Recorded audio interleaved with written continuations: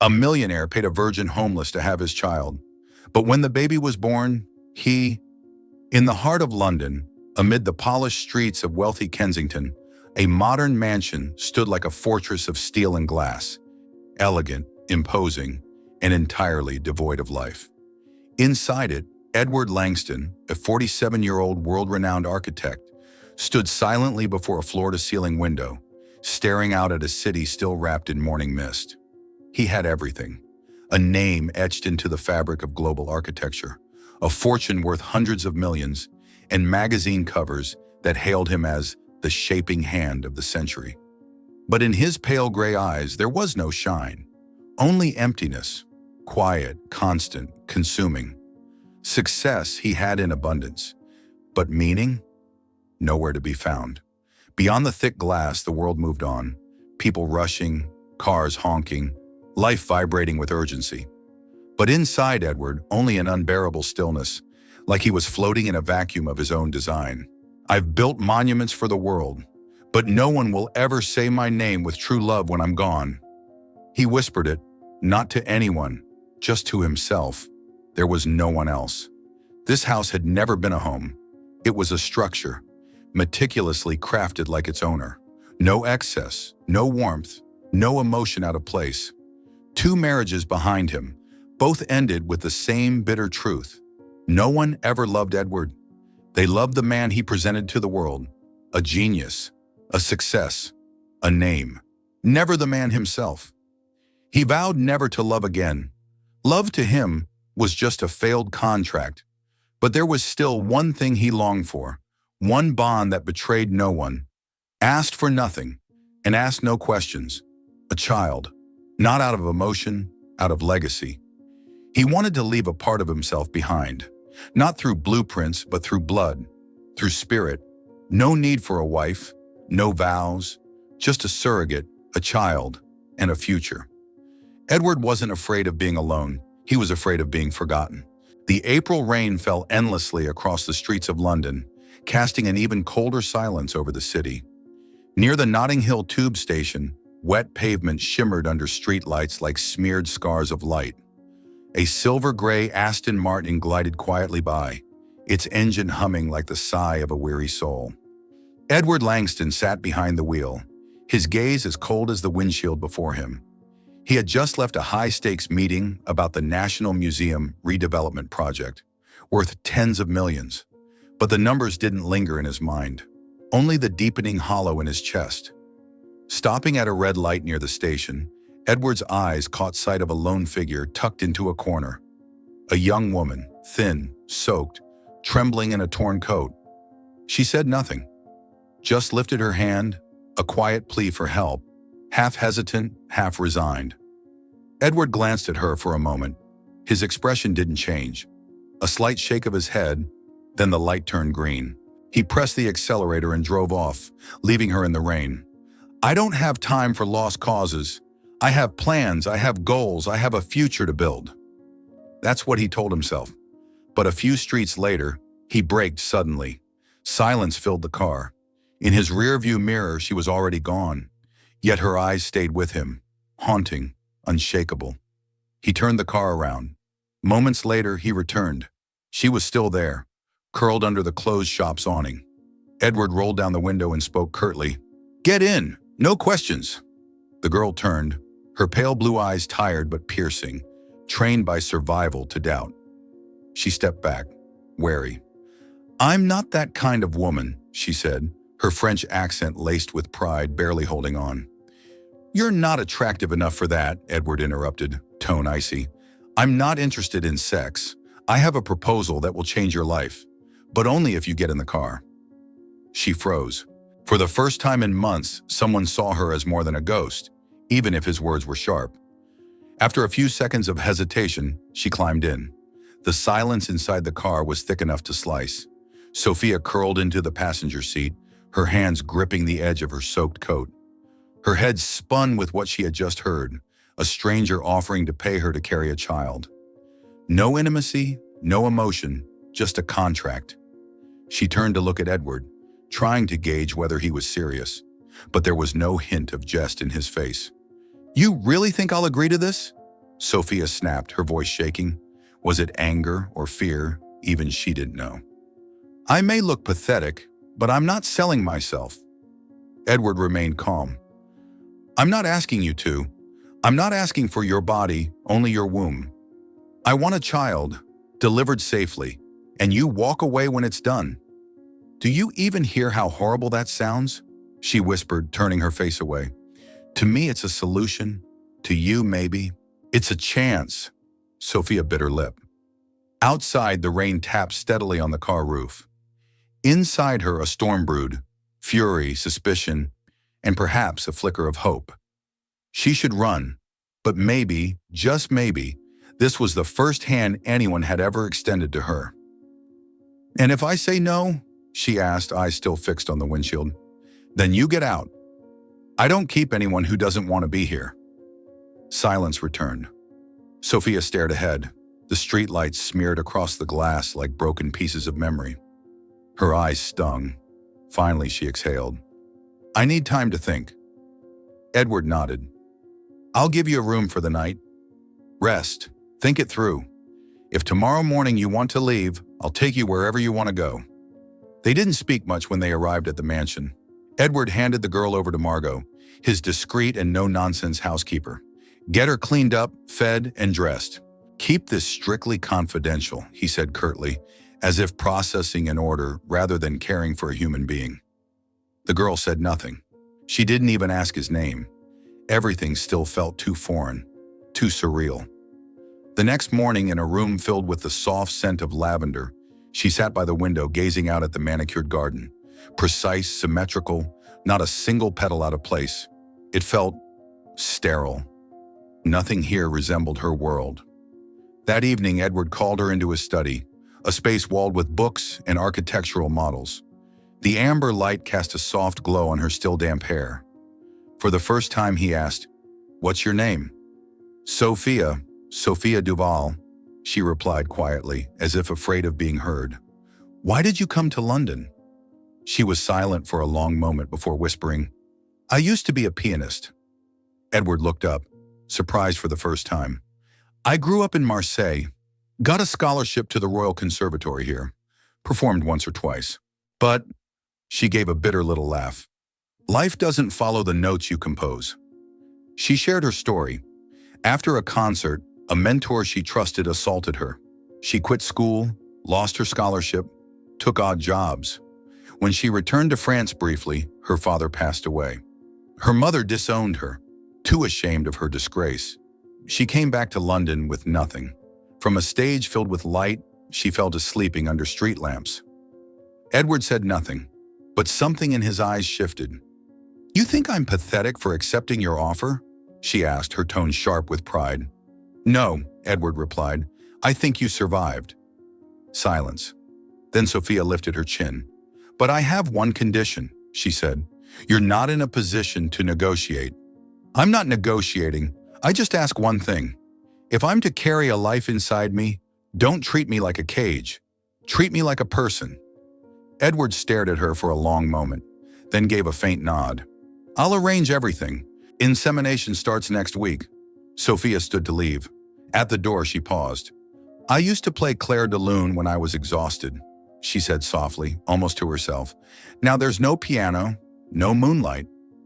The door clicked shut, and for the first time in years, Edward didn't think about buildings, blueprints, or budgets.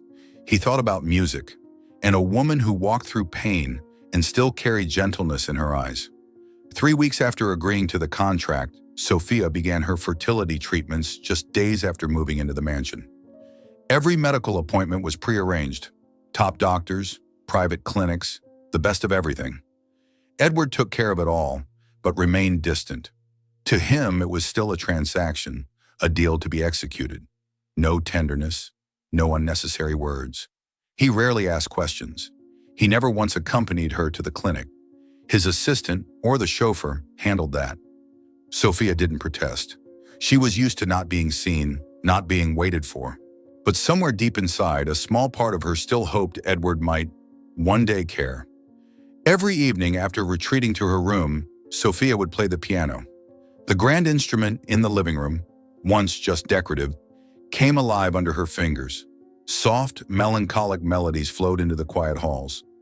Not meant to impress, not to provoke, just a whisper sent into the silence. Edward often came home late, but sometimes as he walked past the hallway leading to the music room, he paused. He never entered. He never spoke. But he lingered, listening from the shadows. There was something in that music he couldn't walk away from. Maybe it was the loneliness it carried. Maybe it was the strange calm it gave him. He started noticing small things. The way Sophia placed her hand gently over her belly each morning, as if greeting the lives inside her.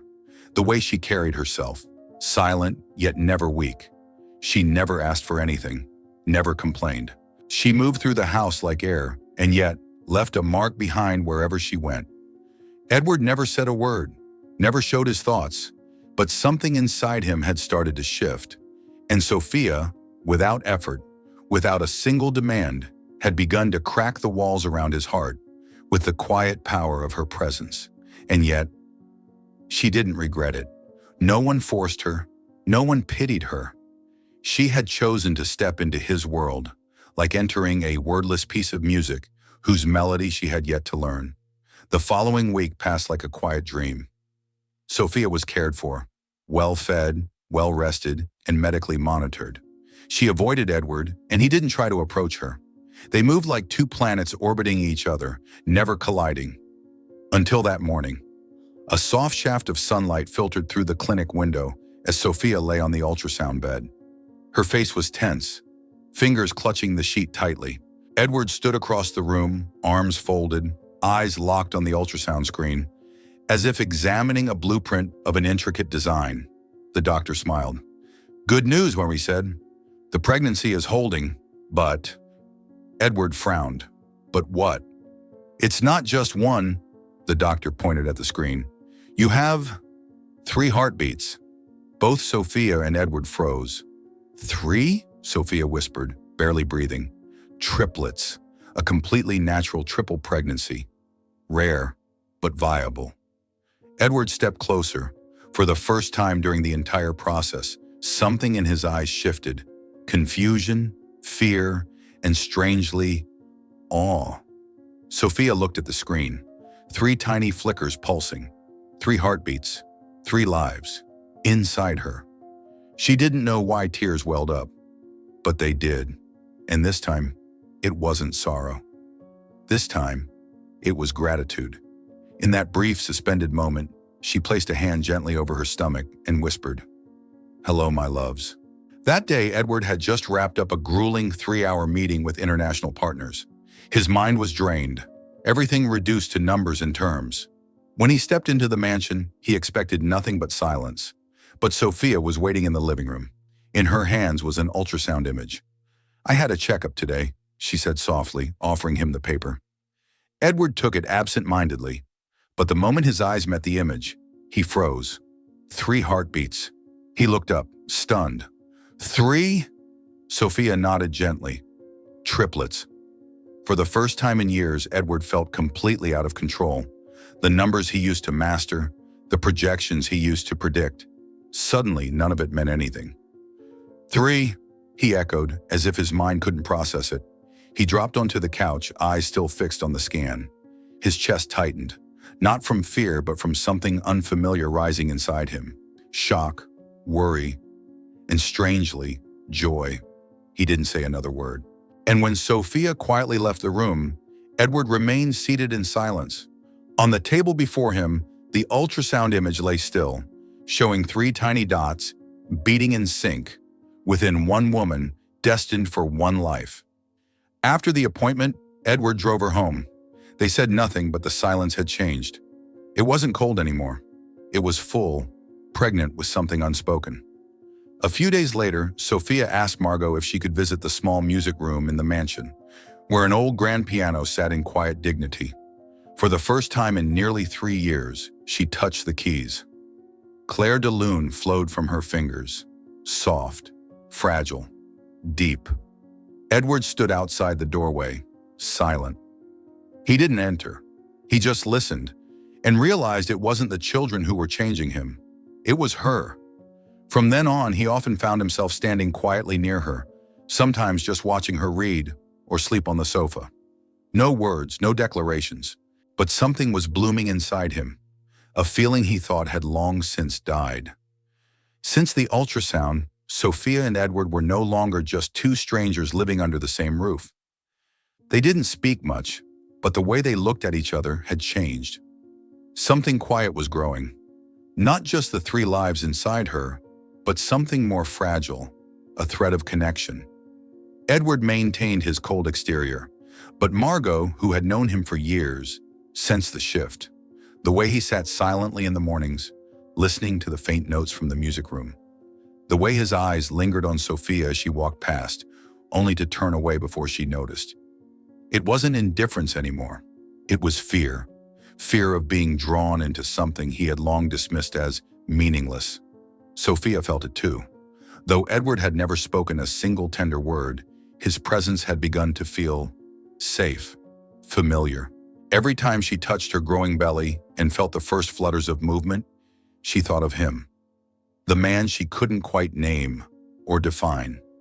As time passed, the invisible walls between them grew thinner. But just as something delicate was beginning to take form, the past, silent until now, stepped into the present, uninvited.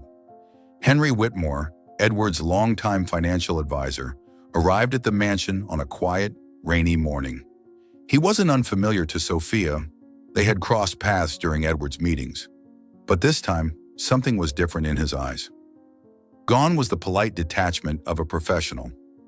What replaced it was a quiet intensity, the kind a man holds back until he knows he's running out of time. A third presence had entered, bringing with it emotions yet unspoken. And the heart, no matter how well guarded, can only stay silent for so long. The soft afternoon light spilled through the hospital window, brushing Sophia's tired but radiant face. Cradled against her chest were three newborns, two boys and one girl. She held them tightly, tears slipping silently down her cheeks. Tears of a mother's love and an ache for what was coming. She knew she would soon have to leave them. The door opened gently. It was Henry. Henry Whitmore arrived with a bouquet of hydrangeas and a few books. Sophia was surprised, but greeted him with a polite smile. He rarely visited the hospital, which made his presence today unusual. "Bringing the whole library with you?" she teased gently. Henry chuckled, settling into the chair beside her bed. "Just a few. You need to relax, and maybe someone to talk to." There was a quiet calm between them. Henry didn't hide the warmth in his eyes. He shared a few stories, old boardroom mishaps with Edward, the times he'd seen Sophia playing piano from afar. Then suddenly his tone shifted. "Sophia," he said, voice lower now, "I didn't just come here to say hello." She turned to him, slightly confused. "From the moment I met you, something inside me changed. You're unlike anyone I've ever known. You're strong, but gentle. You're not just carrying three lives. You carry a light I don't want to lose." He paused, then reached into his coat and pulled out a small velvet box. "Sophia Duval, if you'll let me, I want to take care of you. No contracts, no clauses, just me and you." She froze, her breath caught. The hospital room disappeared, replaced by the quiet thunder of her heart. 1,000 answers rose within her, but before any could escape her lips, the door creaked open. Edward stood there. He didn't speak, just looked. His usual steely gray eyes were clouded with something unfamiliar. Surprise, jealousy, and a quiet, aching hurt. Sophia glanced at him, then back at Henry. He never expected to see what he saw. Henry, his friend, his longtime colleague, was kneeling before Sophia, and in his hand was a ring. Edward froze in the doorway. Something inside him sank. Not rage, not pride, but something far more unfamiliar, jealousy. He, Edward Langston, the man who controlled every room, every emotion, every relationship, felt powerless for the first time. And more terrifyingly, he realized he was in love with her, not because of the triplets, not because of the contract, but because of Sophia, the woman with scars that hadn't hardened her, with silence that spoke louder than words, with strength that was impossibly soft. When Henry held up the ring, It felt as if Edward's chest tightened around his own heartbeat. This wasn't business. This wasn't strategy, and he hadn't prepared for this, for a feeling he'd always dismissed as unnecessary, irrational, weak. And now he stood there, silent, helpless. In Sophia's eyes, when she turned to glance at him, Edward saw confusion, but not blame, not anger. She was simply waiting for him to say something. But Edward, with all the words he'd once used to sway entire industries, couldn't bring himself to say one simple thing. Please don't choose him. Because for the first time in his life, he was afraid of being rejected. And more than that, he feared. He had come too late. The room felt still after Henry's proposal and Edward's silent stare. In that suspended moment, Sophia heard nothing. Not the thud of her heart, not the wind, not the distant footsteps of nurses in the hall. Everything fell into a heavy hush, leaving only her and the two men. Henry, gentle, sincere, offering her a life of peace, free of conditions, free of contracts. He was stability. He was a promise of comfort built on love and kindness. Edward, the man who once bought her presence through a cold transaction, stood silently across from her. He didn't beg. He didn't plead. But in his eyes was a depth of pain she had never seen. She knew, buried beneath his steel exterior, was a heart quietly unraveling at the thought of losing her. Sophia felt torn apart. Her heart knew who it longed for. Yet her mind couldn't ignore that Henry loved her in a way every woman dreams of being loved. She wished she could go back to the beginning, to the day before she ever stepped into that luxury car, still nameless in a city that didn't see her. But fate had led her here, and now at this crossroads, she had to choose. And in that moment, Sophia realized why she couldn't choose Henry. Because real love isn't the perfect proposal. It's the eyes that can't speak, the silence of a man who once didn't believe in love, but now, because of her, was learning how to feel again. The mansion was shrouded in morning stillness. Only the golden light slipped through the tall glass windows, casting a warm hue on cold marble walls. Sophia slowly descended the grand staircase, a small suitcase in hand, containing only the barest essentials. Inside, she felt empty. Her heart was unbearably heavy. The triplets were still asleep, unaware that their mother was about to leave them behind. The contract was clear. 90 days after delivery, she would walk away. No room for emotion, no room for staying. Her hand trembled as it reached for the door. But then, Sophia! The voice behind her was not the usual sharp, commanding tone. It trembled, raw and broken. She turned. Edward stood on the stairs, disheveled, exhausted, as if he hadn't slept at all. He descended slowly, one step at a time, each footfall echoing like a heartbeat. When he reached her, he stopped. Then something unimaginable happened. Edward knelt. In the middle of the grand marble hall, where billion-dollar deals had been made, where power ruled over sentiment, a man known for his cold, calculating nature now knelt before the woman he once reduced to a clause. Sophia froze. He looked up at her, voice rasping. "Please don't go." She shook her head, tears pooling in her eyes. "You know the contract. I have to go." "I know," he whispered, voice cracking. "I wrote every line of that damn contract with the heart of a man who didn't believe in love anymore. But Sophia, I was wrong. Love doesn't need reasons. It doesn't need logic. And I love you. I love you in ways I never knew I could." His voice faltered. "You wonder why I let you stay, why I changed the room, why I stood in the hallway at night, watching you rock Sophia to sleep without ever walking in? Why I felt sick with jealousy when I saw you and Henry together." Sophia broke into sobs.